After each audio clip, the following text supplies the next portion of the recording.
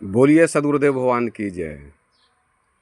आदमी लग गया है ग्रहण आदमी को, लग गया है ग्रहण आदमी को, आदमी से जलन आदमी को। घर जले या जले बस्तियाँ, कौन देगा कफन आदमी को। हमारे परम पूज्य गुरुदेव जी बताते हैं कि आज आदमी आदमी से जलन है। जो कबीर पारख निकेतन कहलगांव में है, परम पूज्य हमारे गुरुदेव हैं सदगुरु अभाई साहब। मैं उन्हीं का बच्चा हूं और उन्हीं से कुछ ज्ञान प्राप्त किया हूं। जो मेरे मने आध्यात्मिक के परम परमेश्वर हैं, उनको मैं अपने हृदय से अपने गुरुदेव को एकदम साहेब बनगी कोटि कोटि प्रणाम करता हूं। जो कबीर पारख निकेतन के संस्थापक भी हैं और हमारे परम पूज्य गुरुदेव जी भी हैं, कबीर पारख निकेतन कहलगांव। उन्हीं की कृपा से आज ये जुबान में जुबान आया है कि मैं एक ड्राइवर था, गाड़ी चलाते थे और प्रभु ने एक ऐसी शक्ति हमको दिए, ज्ञान दिए, ध्यान दिए, साधना बताए अपनी उक्ति से, सत्संग के द्वारा, कि आज वो घर घर हमको गाड़ी चलाने का कृपया हम पर वो कर दिए हैं।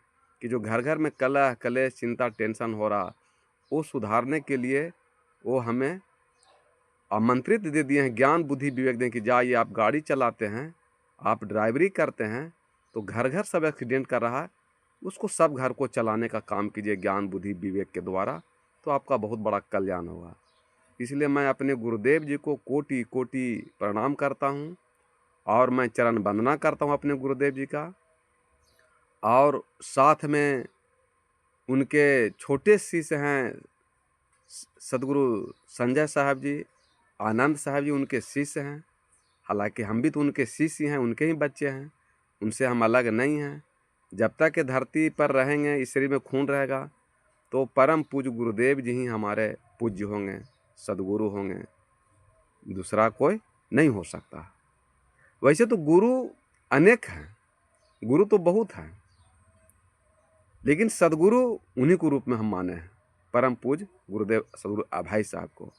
तो गुरुदेव कहते हैं कि लग गया है ग्रहण आदमी को, आदमी से जलन आदमी को। घर जले या जले बस्तियाँ, कौन देगा कफन आदमी को। आदमी के शहर में मैं ढूंढता हूँ आदमी, आदमी के शहर में मैं ढूंढता हूँ आदमी। आदमी के शहर में ही खो गया है आदमी, आदमी के शहर में ही खो गया है आदमी। आज आदमी को खोजना मुश्किल हो रहा है, संसार में बहुत कठिन है। साहब कहते हैं कि जो भी बनना बाध में, जो भी भक्त आवे ज्ञानिक कवि भगवान पंडित मौलवी। भक्त आवे ज्ञानिक कवि भगवान पंडित मौलवी।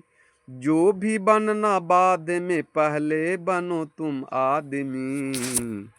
आदमी के शहर में ही खो गया है आदमी, आदमी के शहर में ही खो गया है आदमी। इस कदर खाने लगा अपना ही तन नोच कर, इस कदर खाने लगा अपना ही तन नोच कर। शक्ल है हिंसक पशु सा शक्ल से है आदमी, शक्ल है हिंसक पशु सा शक्ल से है आदमी। आदमी के शहर में ही खो गया है आदमी, आदमी के शहर में मैं ढूंढता हूँ आदमी। मर रहा है आदमी और मर रहा है आदमी, मर रहा है आदमी और मर रहा है आदमी। आदमी को लूट कर घर भर रहा है आदमी, कुछ समझ में आता नहीं क्या कर रहा है आदमी। आदमी के शहर में मैं ढूंढता हूँ आदमी। आदमी के शहर में ही खो गया है आदमी। आज पूरे संसार का स्थिति क्या है? अभी हाल में ही आप देखे हैं एक न्यूज़ के माध्यम से कि बेचारा एक नेवी में अफसर था, सर्विस करता था और अपने बेटी के जन्मदिन पर वो ड्यूटी छोड़ कर के आया अपने बेटी का जन्मदिन मनाने के लिए, और पैसा भी जो ड्रम लाया, नीला ड्रम, वो ड्रम भी लाया पति के ही पैसा से, उसी के अकाउंट से लाया।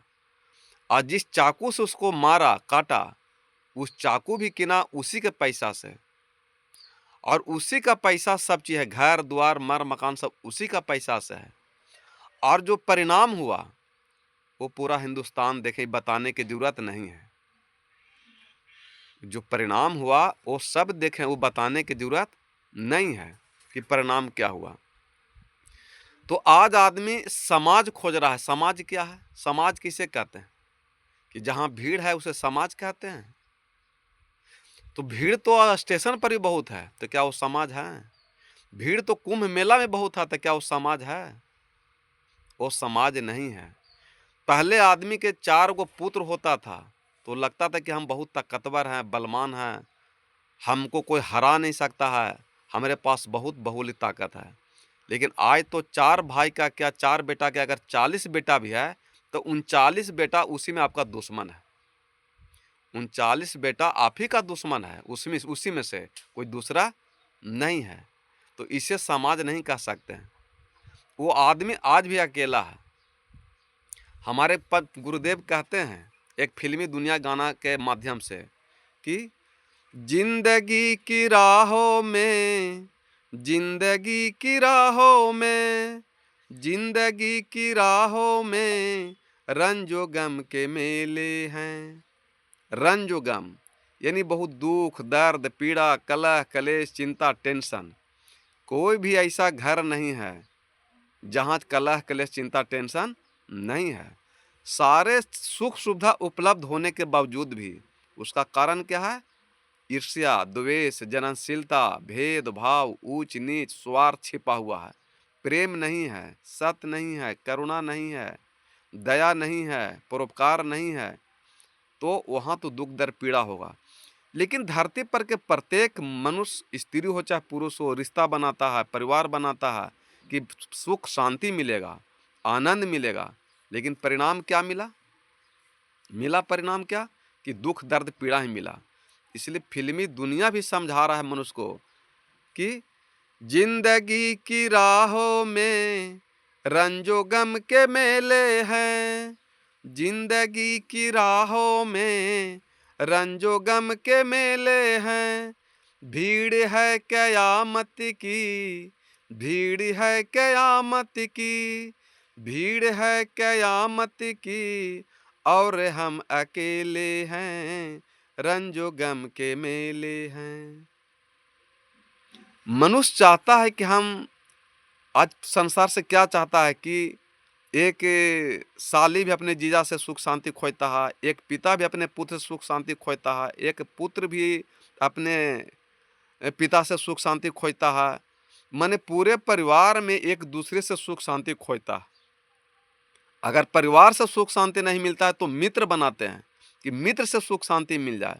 अगर मित्र से भी सुख शांति नहीं मिलता है तो कोई गुटखा से, तो खैनी से, कोई दारू से, कोई ताड़ी से, कोई ताश से रिश्ता जोड़ता है पूरा कि कहीं से हमको सुख शांति मिल जाए।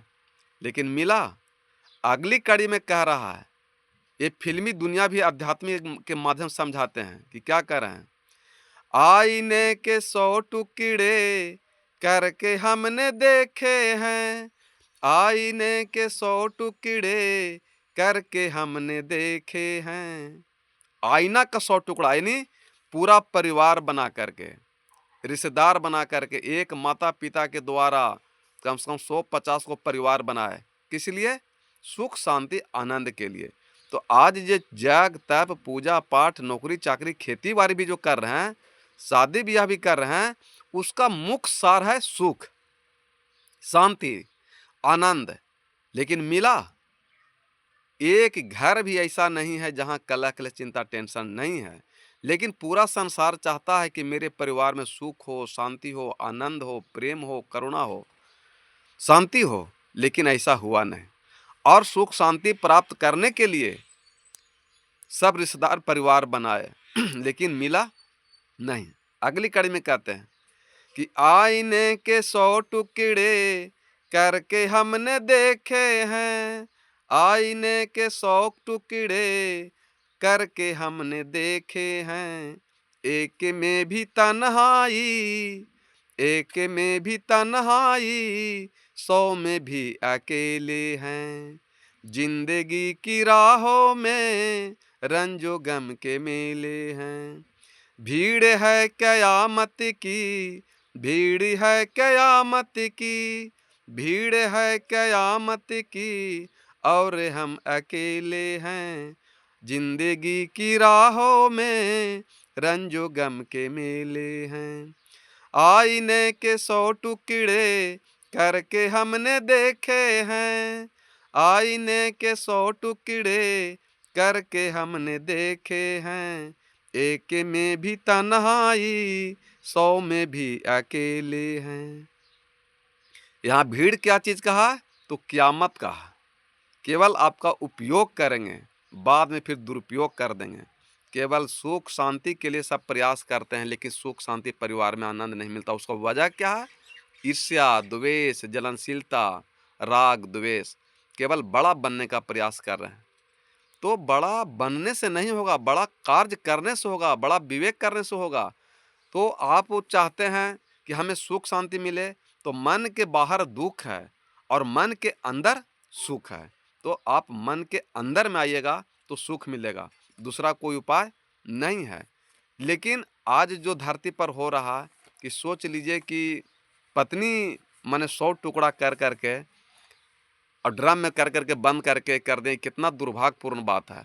उसका कारण क्या है? उसका कारण क्या है कि बहुत सा बेटियों को गर्भ में ही हत्या हो रहा। वो गलत नहीं किया है, जो गर्भ में बेटी पल रही है उसका क्या कसूर है। लेकिन माता पिता के गलत कारण के द्वारा, पति पत्नी के द्वारा, सुख शांति के द्वारा वो सुख शांति प्राप्त करना चाहता है, इसलिए गर्भ में ही बेटी को हत्या कर देता है। तो जिस बेटी को आप गर्भ में मार दीजिएगा, तो वो जो बेटी का जो आत्मा है किस रूप में आपको मिलेगा, प्राप्त कर होगा, इसका कोई गारंटी नहीं है। आज पूरे संसार में आज पति पत्नी है, लेकिन आप मान रहे हैं कि मेरा वो पत्नी है। लेकिन हो सकता है कि जो आप अगले जन्म में जो बेटी को आप मार दिए हैं, वही आत्मा आपको पत्नी के रूप में मिला हो। ये तो पता नहीं है, इसको मानते भी कोई नहीं है। लेकिन इस संसार में कटुक बात, कटुक सत्य है कि आप पर एक किलो गेहूँ खेत में छिटिएगा तो 20 किलो गेहूँ देगा। एक दुख किसी को दीजिएगा तो परमात्मा 20 दुख आपको देंगे। तो आप सुख शांति के चलते आज बेटी को गर्भ में ही मार रहा, लेकिन फिर भी आज बेटी ही सब माता पिता को सुख शांति ज़्यादा देता है। बेटे पर मन ज़्यादा है, लेकिन बेटा को अगर कोट पैंट दे दीजिएगा तो कोई बात नहीं, लेकिन अगर बेटी को न भी दीजिएगा तो बेटी सबूरी हो जाता है। लेकिन आज लोग बेटी को ही गर्भ ही मारते हैं, उसका क्या कसूर है? तो माता पिता पति पत्नी अपने सुख शांति के लिए गर्भ ही मार देते हैं। तो वो आत्मा तो कहीं न कहीं तो दुख देगा, वो छोड़ने वाला नहीं है। क्योंकि इस धरती पर धर्म बड़ा नहीं है, कर्म बड़ा है। क्योंकि गोस्वामी तुलसीदास कहते हैं, कर्म प्रधान विश्व करी राखा, जो जस करहिं तस फल चाखा। सदगुरु कबीर साहब कहते हैं, कर्म कमाई आपनो कभी न निष्फल जाए, सात समुर आरा पड़े आगे मिलिया ध्याय, आगे मिलिए ध्याय। इसलिए अपने कर्म को सुधारिए। जब आप कर्म सुधारिएगा तो आपका जीवन सुधरेगा, और अच्छे कर्म के द्वारा ही आप अपने अच्छे जीवन को सुधार सकते हैं। धर्म से सुधरने की बात नहीं है। तो आप कर्म अच्छा कीजिएगा तो धर्म अपने आप अच्छा हो जाएगा। फिर अगर आपको अच्छा संस्कार हो जाएगा, वाणी अच्छा हो जाएगा, कर्म अच्छा हो जाएगा, तो अलग से कुछ पूजा पाठ करने का आपको आवश्यकता नहीं पड़ेगा। लेकिन बुरा कर्म करने के कारण मनुष्य को अलग से धर्म करना पड़ता है। तो आप जब बीज रोप दिए हैं दुख दर्द पीड़ा कलह क्लेश टेंशन का, तो धर्म करने से सुख शांति हो जाएगा? नहीं हो सकता। इसलिए गर्व से बेटी कहता है कि हमको क्या कसूर है, हमको मारिए नहीं। और बेटी गर्व से कहता है, क्या कहता है? बेटियों कह रही है, बेटियों कह रही है, गर्भ में से रोते रोते, क्यों होता कत्ल मेरा बाबुल के होते होते, क्यों होता कत्ल मेरा बाबुल के होते होते। घर में ही मारने की योजना चल रहा है बेटी को। तो वो जो बेटी के जो आत्मा है वो कहीं ना कहीं तो आपको फिर मिलेगा ही, चाहे माँ के रूप में मिल जाए, पत्नी के रूप में मिल जाए, बहन के रूप में मिल जाए, सास के रूप में मिल जाए, माता के रूप में मिल जाए, नानी के रूप में मिल जाए, फुआ के रूप में मिल जाए, दादी के कहीं ना कहीं वो आपको मिलेगा। वो छोड़ने वाला आत्मा नहीं है। और कह रही है बेटी कि माँ हो के हुई राजी, करने को मेरी हत्या, माँ हो के हुई राजी, करने को मेरी हत्या, इतना मुझे बता माँ, मेरा कसूर है क्या? वो कौन सी खुशी माँ, वो कौन सी खुशी माँ, पाओगे मुझे खो के, क्यों होता कत्ल मेरा बाबुल के होते होते। वो बेटी को मार के माता पिता क्या खुशी मिलेगा? सिर्फ तिलक के चलते, शादी ब्याह करने के चलते, या अपना सुख शांति के चलते? मत मारिए, मत मारिए। बेटिया स्वस्थ कर रहा है कि तुमको, हमको धरती पर आने दो, तुम्हें कोई कष्ट दुख दर्द पीड़ा नहीं देंगे। बेटी कह रहा पेट के गर्भ से ही कि सेवा मैं माँ करूँगी, तन मन को करके अर्पण, सेवा मैं माँ करूँगी, तन मन को करके अर्पण, रह लूँगी माँ मैं जिंदा, तुम सबकी खा के जूठन, रह लूँगी माँ मैं जिंदा, तुम सबकी खा के जूठन, दर्शन को तेरी मैया, दर्शन को तेरी मैया, मैं बाट रही जोते, क्यों होता कत्ल मेरा बाबुल के होते होते। बेटा आपका जूठा खा के रह सकती है, रह सकता है, लेकिन बेटी अस्वस्थ कर रहा है कि रह लूंगी मैं माँ जिंदा, तुम सब खा की जूठन, क्यों हमको मारते हो, हमको धरती पर आने दो। फिर बेटी कह रही है कि गुलशन में अगर तेरी कलियां नहीं खिलेगी, गुलशन में अगर तेरी कलियां नहीं खिलेगी, बेटों को फिर तुम्हारे बहुए कहाँ मिलेगी, कोई रोकता नहीं क्यों, कोई रोकता नहीं क्यों, ऐसे जुल्म होते होते, क्यों होता कत्ल मेरा बाबुल के होते होते। कितना स्वस्थ करेगा। अगर बेटी नहीं आवेगा धरती पर तो सृष्टि कैसे चलेगा? तो अनर्थ हो जाएगा। इसलिए अस्वस्थ कर रहा है। और बेटी को मारने की योजना क्यों करता है? ते साधु संत महात्मा पूरा समाज को एक होना पड़ेगा। कब होगा? कि निर्मम रहेगा जग में जब तक ये देखो दानव, निर्मम रहेगा जग में जब तक ये देखो दानव, जब तक रहेगा जिंदा ये दहेज रूपी दानव, इसे खत्म करना होगा, इसे खत्म करना होगा, हम सब को एक होके, क्यों होता कत्ल मेरा बाबुल के होते होते। बेटियों कह रही है, गर्भ में से रोते रोते क्यों होता कत्ल मेरा, बाबुल के होते होते। आज पूरे संसार में कहीं न कहीं जो दुख, दर्द, पीड़ा, कलह, क्लेश, चिंता, टेंशन हो रहा है घर-घर में, वो कहीं न कहीं पिछले जन्म का कर्म का फल ही है। इसलिए आप चाहते हैं कि सुख शांति हो, आनंद हो परिवार में, तो पूरे परिवार में प्रेम से रहिए, गम खा लीजिए, झुक जाइए, क्षमा माँग लीजिए, माफ़ी माँग लीजिए और पूरे परिवार में नमक, रोटी, दाल, भात, सब्ज़ी जो भी मिले प्रेम के साथ खाते हैं, तो फिर इससे बड़ा कोई सुख शांति पूजा पाठ नहीं है, आनंद नहीं है। सारे विषय वासनाओं को त्याग कर के, दारू, ताड़ी, मांस, मुर्गा को त्याग करके, पूरे परिवार में प्रेम से, करुणा से, दया से, सब सहनशीलता के साथ रहिए, गम खा लीजिए, झुक जाइए, माफ़ी माँग लीजिए, तो पूरे परिवार में सुख शांति आनंद आ सकता है और परिवार में कलह, चिंता, टेंशन मिट सकता है। लेकिन आज राग द्वेष का में पूरा संसार जल रहा है, ईर्ष्या द्वेष में जल रहा है, इसलिए निंदा शिकायत किसी का मत कीजिए। निंदा शिकायत से बड़ा धरती पर कोई बड़ा पाप नहीं है। जितना पाप है निंदा शिकायत करना, उतना बड़ा कोई पाप नहीं है। इसलिए निंदा करना आसान है लेकिन जिंदा करना बहुत कठिन है। इसलिए आप अपने मन को वश में कीजिए, चित्त को वश में कीजिए, अहंकार, क्रोध, घमंड, लोभ, मोह को विदा कीजिए।